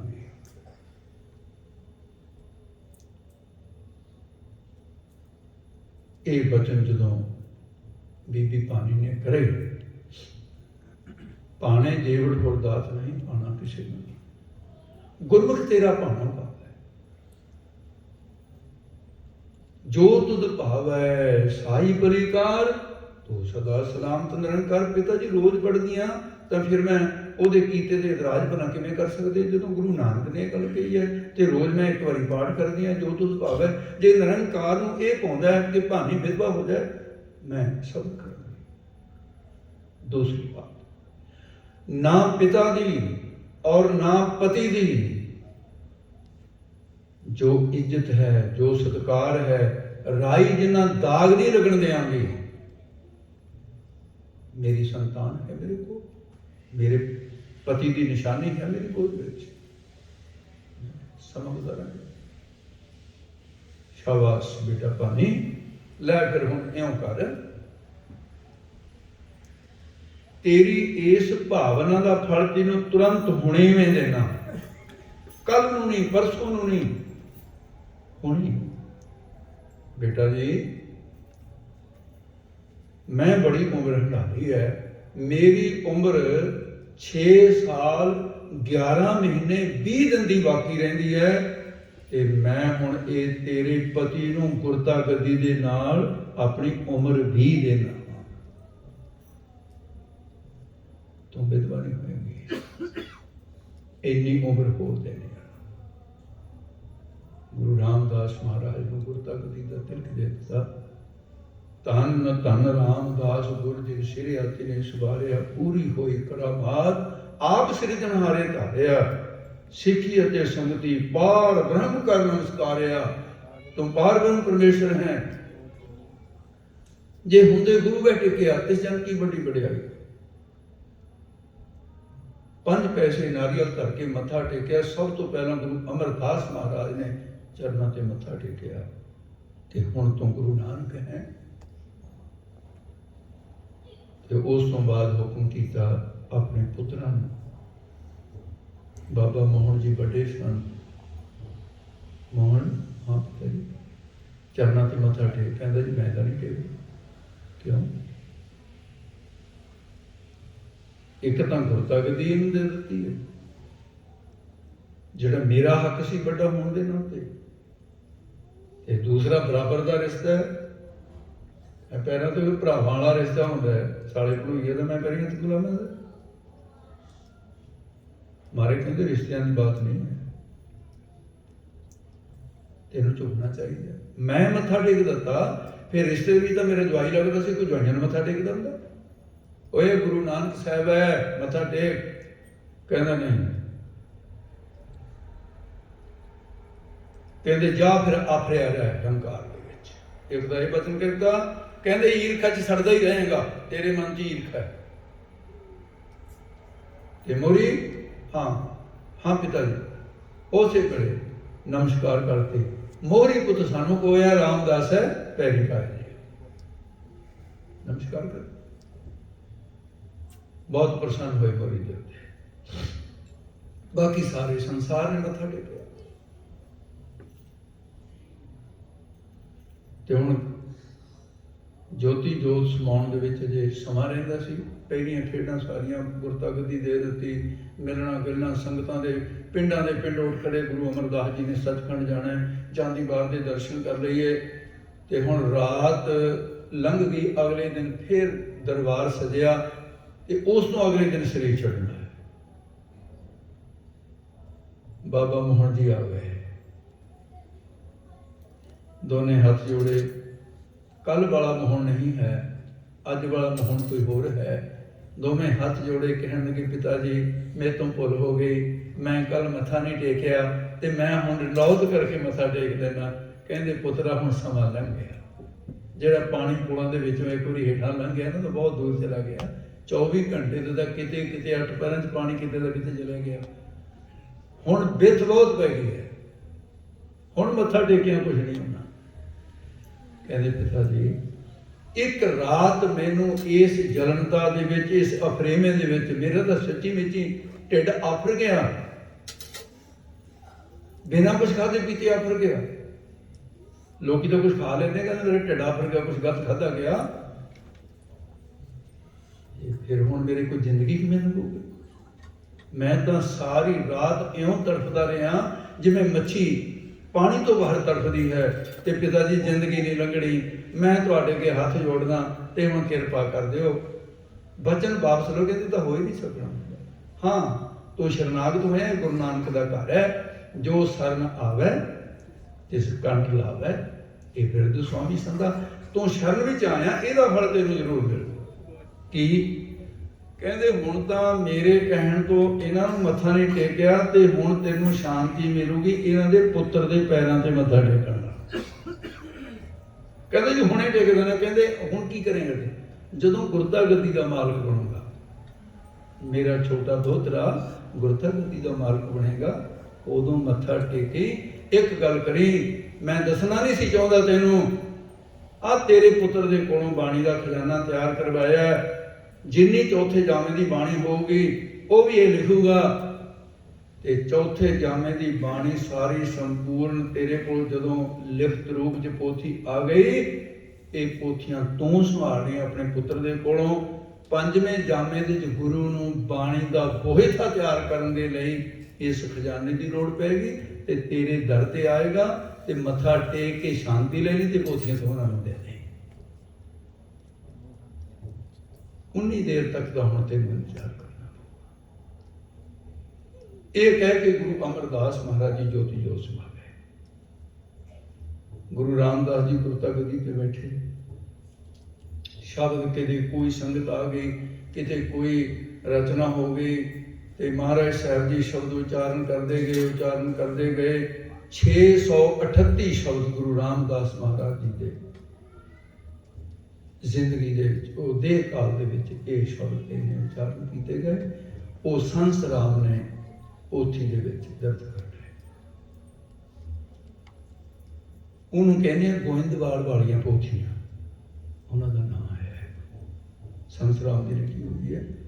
ਤੇ ਜਦੋਂ ਗੁਰੂ ਦੀ ਪੀੜ੍ਹੀ ਬਦਲ ਗਈ, ਪੰਜਵੇਂ ਜਾਮੇ ਦੇ ਵਿੱਚ ਗੁਰੂ ਅਰਜਨ ਦੇਵ ਜੀ ਮਹਾਰਾਜ ਤਖਤ ਬੈਠਾ ਅਰਜਨ ਗੁਰੂ, ਤੇ ਫਿਰ ਉਹ ਸਮਾਂ ਜਦੋਂ ਆ ਗਿਆ, ਸਤਿਗੁਰ ਦਾ ਖਿਵੇ ਤੇ ਹੋਇਆ, ਤੇ ਮਹਾਰਾਜ ਸਾਹਿਬ ਚਵਰ ਛਤਰ ਤਖਤ ਦੇ ਮਾਲਕ ਬਣ ਗਏ, ਤੇ ਗੁਰਤਾ ਗੱਦੀ ਤੇ ਸਵਾਏਮਾਨ ਹੋਏ।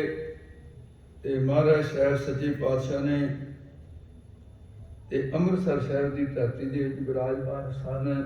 ਪਿਤਾ ਗੁਰੂ ਮਹਾਰਾਜ ਨੇ ਕਿਹਾ ਸੀ ਗੁਰੂ ਰਾਮਦਾਸ ਜੀ ਨੇ, ਇਹ ਬੇਟਾ ਅਰਜਨ ਦੇਵ, ਇਸ ਤਰ੍ਹਾਂ ਹਰਿਮੰਦਰ ਸਾਹਿਬ ਦੀ ਰਚਨਾ ਕਰਨੀ ਹੈ, ਰੱਬ ਦਾ ਘਰ, ਤੇ ਇਹ ਤੁਸਾਂ ਦੇ ਜੁਮੇ ਹੈ।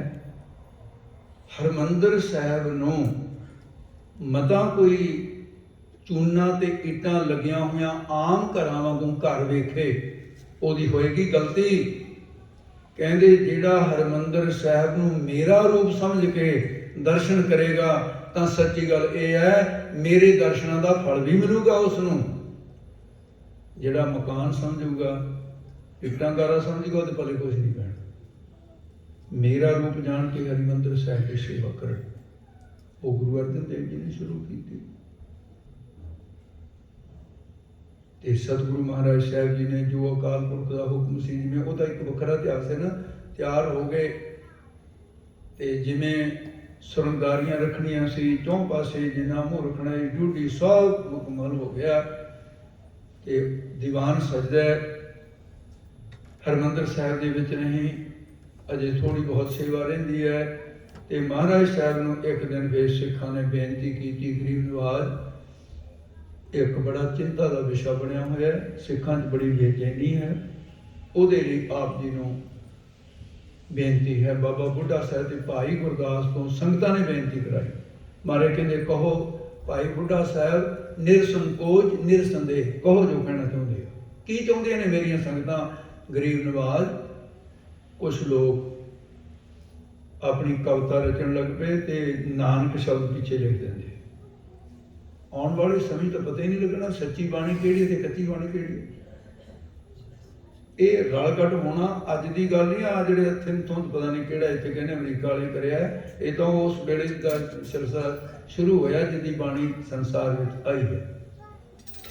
ਇੱਕ ਸਿੱਖ ਬੋਲਿਆ, ਆ ਦੇਖੋ ਜੀ ਲਿਖਿਆ ਹੈ, ਭਾਵੇਂ ਗੱਲਾਂ ਚੰਗੀਆਂ ਲਿਖੀਆਂ ਪਰ ਮਾੜੀ ਗੱਲ ਇਹ ਹੈ ਵੀ ਜਿਹੜਾ ਨਾਮ ਪਦ ਦਿੱਤਾ, ਕਵੀ ਆਪਣਾ ਨਾਮ ਦਿੰਦਾ ਤਾਂ ਉਹ ਕਹਿੰਦਾ ਦੇ ਦਿਆ ਸੋ ਦੁੱਧ ਬਰਾਬਰ, ਮੰਗ ਲਿਆ ਸੋ ਪਾਣੀ, ਰਗੜ ਝਗੜ ਕੇ ਰਤ ਬਰਾਬਰ, ਕਹੋ ਨਾਨਕ ਨਿਰਵਾਣੀ। ਵੀ ਗੁਰੂ ਨਾਨਕ ਸਾਹਿਬ ਨੇ ਥੋੜੀ ਕਿਹਾ ਹੈ ਵੀ ਤੂੰ ਆਪਣੀ ਰਚਨਾ ਕੀਤੀ ਹੈ, ਆਪਣਾ ਨਾਂ ਦੇ ਦੇ, ਗੱਲਾਂ ਤੇਰੀਆਂ ਵਧੀਆ। ਇੱਕ ਸਿੱਖ ਬੋਲਿਆ, ਮਹਾਰਾਜ ਤੁਹਾਡਾ ਭਰਾ ਵੀ ਇਹੀ ਕੰਮ ਕਰਦਾ ਹੈ, ਪ੍ਰਿਥੀ ਚੰਦ, ਉਹਦਾ ਪੁੱਤ ਵੀ ਇਹੀ ਕੰਮ ਕਰਨ ਲੱਗਿਆ, ਕਵਿਤਾ ਆਪਣੀ ਬਣਾਉਂਦੇ ਤੇ ਨਾਂ ਨਾਨਕ ਦਾ ਦਿੰਦੇ ਆ, ਬਾਣੀ ਦੇ ਚ ਰਲਾ ਕਰਨ ਲੱਗ ਪਏ ਨੇ, ਪਿਓ ਪੁੱਤ ਦੋਨੇ ਹੀ ਰਲ ਪਏ। ਜਾਣਦੇ ਤਾਂ ਸਭ ਕੁਛ ਸੀ। ਕਹਿੰਦੇ ਅੱਛਾ ਇਹ ਤਾਂ ਬਈ ਬੜੀ ਮਾੜੀ ਗੱਲ ਹੈ, ਫਿਰ ਤਾਂ ਕੁਛ ਕਰਨਾ ਪਏਗਾ। ਤੇ ਬਾਕੀ ਵਿਚਾਰ ਸਾਸ ਨੂੰ ਕੱਲ ਹੋਏਗੀ, ਕਿਉਂਕਿ ਸਮਾਂ ਹੋ ਗਿਆ। ਇੱਥੋਂ ਹੀ ਵਿਚਾਰ ਕੱਲ ਆਰੰਭ ਹੋ ਜੂਗੀ। ਸਤਿਗੁਰੂ ਮਹਾਰਾਜ ਸਾਹਿਬ ਜੀ ਤੁਹਾਡੀ ਸਾਰਿਆਂ ਦੀ ਹਾਜ਼ਰੀ ਦਰਗਾਹੇ ਪ੍ਰਵਾਨ ਕਰਨ ਤੇ ਆਪ ਬੜੀ ਭਾਵਨਾ ਦੇ ਨਾਲ ਇਹ ਫਿਰ ਲੜੀਵਾਰ, ਕਿਉਂਕਿ ਮੈਨੂੰ ਇਹ ਹੁਕਮ ਹੋਇਆ ਸੀ, ਮੈਨੂੰ ਪਹਿਲੇ ਦਿਨ ਰਾਗੀ ਸਿੰਘ ਜੀ ਭਾਈ ਜਸਵਿੰਦਰਪਾਲ ਸਿੰਘ ਨੇ ਕਹਿ ਦਿੱਤਾ ਸੀ ਵੀ ਗੁਰੂ ਗ੍ਰੰਥ ਸਾਹਿਬ ਦੇ ਪਹਿਲੇ ਪ੍ਰਕਾਸ਼ ਨੂੰ ਸਮਰਪਿਤ ਜੇ ਆਪਾਂ ਕਰ ਲਈਏ, ਨਗਰ ਕੀਰਤਨ ਹੋਣਾ। ਮੈਂ ਕਿਹਾ ਕੋਈ ਬਾਤ ਨਹੀਂ ਹੈ। ਉਹ ਸਿਪਾਹੀ ਨੂੰ ਕਿਸੇ ਨੇ ਕਿਹਾ ਸੀ, ਕਹਿੰਦਾ ਤੂੰ ਕਹਿੰਦਾ ਲੜੇਗਾ, ਕਹਿੰਦਾ ਮੈਂ ਸ਼ਸਤਰ ਕਾਹਦੇ ਲਈ ਪਹਿਨਿਆ, ਵਰਦੀ ਕਾਹਦੇ ਲਈ ਪਈਆਂ, ਸਿਪਾਹੀਆਂ ਦਾ ਕੰਮ ਕੀ ਹੈ, ਸਿਪਾਹੀ ਦੇ ਕੋਲ ਜਿਹੜਾ ਕੋਈ ਮਰਜ਼ੀ ਕਰਾ ਲਓ। ਇਸ ਕਰਕੇ ਬਈ ਇਹ ਹੁਕਮ ਹੋ ਗਿਆ ਤੇ ਆਪਾਂ ਗੁਰੂ ਗ੍ਰੰਥ ਸਾਹਿਬ ਦੇ ਪਹਿਲੇ ਪ੍ਰਕਾਸ਼ ਦੀ ਗੱਲ ਸ਼ੁਰੂ ਕੀਤੀ ਹੋਈ ਹੈ। ਸਾਹਿਬ ਭਾਵਨਾ ਸਹਿਜੇ ਹੋਤਾ ਜਾਏ ਸੋ ਹੈ। ਆਓ ਪਹਿਲੀ ਸਮਾਪਤੀ ਹੈ ਆਨੰਦ ਸਾਹਿਬ ਦਾ ਪਾਠ ਤੇ ਉਦੋਂ ਬਾਅਦ ਫਿਰ ਅਰਦਾਸ। ਰਾਮ ਕਲੀ ਮਹੱਲਾ ਤੀਜਾ। ਆਨੰਦ ਇੱਕ ਓੰਕਾਰ ਸਤਿਗੁਰ ਪ੍ਰਸਾਦ, ਆਨੰਦ ਭਇਆ ਮੇਰੀ ਮਾਏ, ਸਤਿਗੁਰੂ ਮੈਂ। ਬੋਲੋ ਭਾਈ ਸਾਰੇ ਬੋਲੋ। ਰਾਗ ਰਤਨ ਪਰਵਾਰ ਪੁਰੀਆਂ ਸ਼ਬਦ ਗਾਵਣ, ਸ਼ਬਦੋ ਤਾਂ ਗਾਵੋ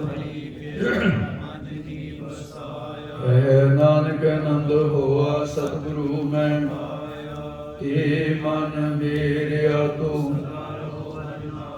ਹਰ ਨਾਲ ਰਹੋ, ਤੂੰ ਮਨ ਮੇਰੇ ਦੁਖ ਸਭ ਵਿਸਾਰਨਾ, ਅੰਗੀਕਾਰੋ ਕਰੇ ਤੇਰਾ ਕਾਰਜ ਸਭ ਸੁਵਾਰਨਾ। ਸਭਨਾ ਕਲਾ ਸਮਰੱਥ ਸੁਆਮੀ ਸੋ ਕਿਉ ਮਨੋ ਵਿਸਾਰੇ, ਕਹਿ ਨਾਨਕ ਮਨ ਮੇਰੇ ਸਦਾ ਰਹੋ ਰਣਾ। ਸਾਚੇ ਸਾਹਿਬਾ ਕਿਆ ਨਾਹੀ ਕਰਤੇ, ਕਰਤਾ ਤੇਰੇ ਸਭ ਕਿਛ ਹੈ, ਜਿਸ ਦੇ ਸੁਭਾਵੇ। ਸਦਾ ਸਿਫਤ ਸਲਾਹ ਤੇਰੀ, ਨਾਮ ਮਨ ਵਸਾਵੇ। ਨਾਮ ਜਿਨ ਕੈ ਮਨ ਬਸਿਆ ਵਾਜੇ, ਕਹਿ ਨਾਨਕ ਸੱਚੇ ਸਾਹਿਬ ਕਿਆ ਨਾਹੀ ਕਰਤੇ, ਸੱਚਾ ਨਾਮ ਮੇਰਾ ਆਧਾਰ। ਸਾਚ ਨਾਮ ਆਧਾਰ ਮੇਰਾ, ਜਿਨ ਭੁੱਖਾਂ ਸਭ ਗਵਾਈਆਂ, ਕਰ ਸਾਥ ਸੁਖ ਮਨਾਏ ਵਸਿਆ, ਇੱਛਾ ਸਭ ਪੁਜਾਈ। ਸਦਾ ਕੁਰਬਾਨ ਕੀਤਾ ਗੁਰ ਬਿਟੋ, ਜਿਸ ਦੀਆਂ ਇਹ ਵਡਿਆਈਆਂ। ਨਾਨਕ ਸੁਣੋ ਸੰਤੋ ਸਬਦ ਤਰੋ ਪਿਆਰੋ, ਸਾਚਾ ਨਾਮ ਮੇਰਾ ਆਧਾਰੋ। ਬਾਜੀ ਪੰਜ ਸ਼ਬਦ ਘਰ ਸੁਭਾਗੈ, ਘਰ ਸੁਭਾਗੈ ਸ਼ਬਦ ਬਾਜੇ, ਕਲਾ ਜਿਤ ਕਰ ਧਾਰਿਆ। ਪੰਜ ਦੂਤ ਤੁਧ ਵਾਸਿਓ ਕੀਤੇ, ਔਰ ਕਰਮ ਪਾਇਆ ਤੁਧ ਜਿਨ ਕੋ, ਸੇ ਨਾਮ ਹਰਿ ਕੈ ਨਾਮ। ਕਹਿ ਨਾਨਕ ਕਹਿ ਸੁਖੋ ਆਦਿਤ ਕਰ ਅਨਹਦ ਬਾਜੇ। ਅਨੰਦ ਸੁਨੋ ਬੜ ਭਾਗਿਓ, ਸਗਲ ਮਨੋਰਥ ਪੂਰੇ। ਪਾਰ ਬ੍ਰਹਮ ਪ੍ਰਭ ਪਾਇਆ, ਉਤਰੇ ਸਗਲ ਕਸੂਰੇ। ਦੁਖ ਰੋਗ ਸੰਤਾਪ ਉਤਰੇ, ਸੁਣੀ ਸੱਚੀ ਬਾਣੀ। ਸੰਤ ਸਾਜਨ ਭਏ ਸਰਸੇ, ਸੁਣਤੇ ਪੁਨੀਤ ਕਹਤੇ, ਪਵਿੱਤ ਸਤਿਗੁਰ ਰਹਿਆ ਭਰਪੂਰੇ। ਬਿਨਵੰਤ ਨਾਨਕ ਗੁਰ ਚਰਨ ਲਾਗੇ, ਸ਼ਲੋਕ ਪਵਨ ਗੁਰੂ ਬਾਣੀ। ਪਿਤਾ ਮਾਤਾ ਧਰਤ ਮਾਤ, ਦੇਵ ਸਰਾਤ ਦੁਇਦਾਈ ਦਾਇਆ, ਖੇਲੈ ਸਭ ਜਗਤ। ਚੰਗਿਆਈਆ ਬੁਰਿਆਈਆ, ਮੋਖੇ ਧਰਮ ਕਰਮੀ ਆਪੋ ਆਪਣੀ, ਕੀਨੇ ਰਹਿ ਕੇ ਜਿਨੀ ਨਾਮ ਤੇ ਆਇਆ। ਦੇਵ ਸਕਤ ਨਾਨਕ ਤੇ ਮੁਖ ਉਜਲੇ, ਜਿਨੀ ਨਾਮ ਤੇ ਆਇਆ। ਦੇਵ ਸਕਤ ਨਾਨਕ ਤੇ ਮੁਖ ਉਜਲੇ, ਕੀਤੀ ਛੁਟੀ ਨਾਮ। ਵਾਹਿਗੁਰੂ ਜੀ ਕਾ ਖਾਲਸਾ, ਵਾਹਿਗੁਰੂ ਜੀ ਕੀ ਫਤਿਹ।